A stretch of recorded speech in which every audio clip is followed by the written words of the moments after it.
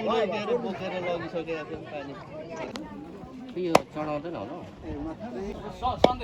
के भन्दैनन् खाइ चाहिँ हेर न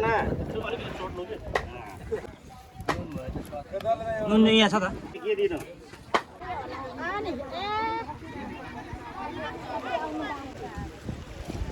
त आउँछ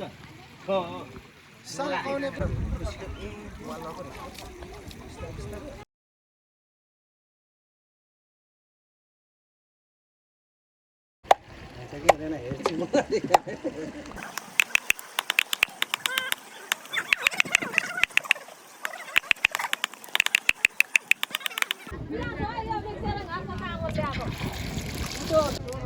त छुडाउनु हुँदैन क्या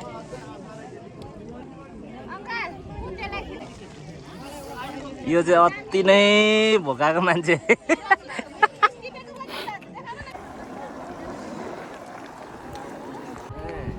ए चारजना छौँ काका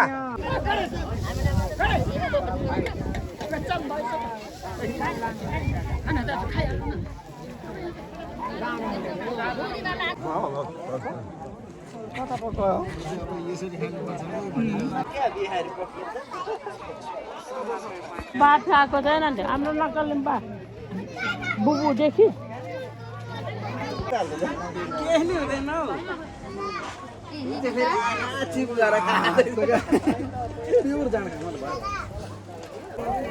हेर थालो धुनु पर्यो नि हौ किनभने हामी भाइ मैले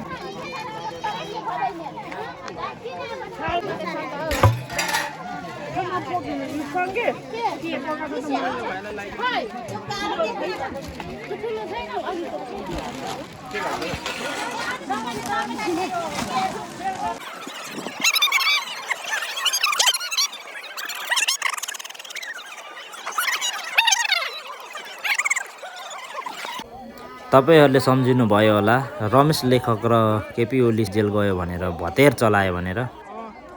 तर त्यो होइन हाम्रो याम्फू जातिहरूले गाली सरप बगाउने हङ्गेली भन्छ यसलाई चाहिँ